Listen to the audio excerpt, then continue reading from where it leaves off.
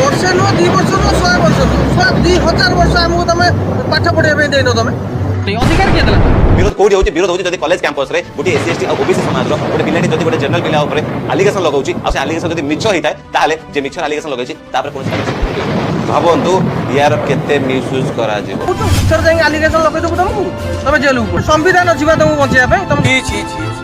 एई भलिया लोक तुम सपोर्ट करछ भाषा कहिया कथा न किंतु कहिमी हम आगे कोन कहि जे हम विषय सुनो कब तक काले कानून का कोड़ा सवर्णों पर चलाओगे? यूजीसी लाकर गधों को घोड़ा बनाओगे? एते जदी गुणा भावना अछि भाबो से जवानी बोले कोन करतो से तू माने विरोध करतो जो माने को मौका मिलिबोनी हम रैगिंग करिया पई कमेंट मारिया पई जो माने एक विरोध करतो मु ताको पई अगर मोदी जी प्रधानमंत्री बने इन लोगों ने बोला हिंदू हृदय सम्राट आज जब ओबीसी को समानता का अधिकार दिए तो लोग क्या बोले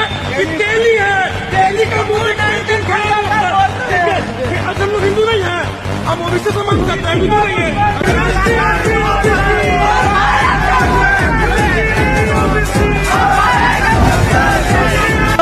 छात्र हाथ रखी कही दो एटा भूल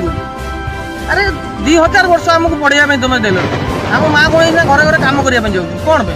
सी कौन जानवे ये विषय कौन पे एत गरीब हो विश्वास करूँ आम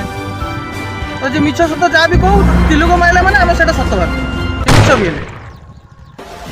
यूजीसी ने कुछ गलत नहीं किया विरोध चल रहा है उसके लिए क्या कहेंगे आपको लगता है अगर जिनके खिलाफ ये उठा रहे हैं उन्होंने विरोध कर दिया आंदोलन कर दिया तब इनका पता भी नहीं चला जब हिंदू राष्ट्र बनाना होता है तब एसटी एससी ओबीसी के लोगों को आगे खड़ा कर दिया जाता है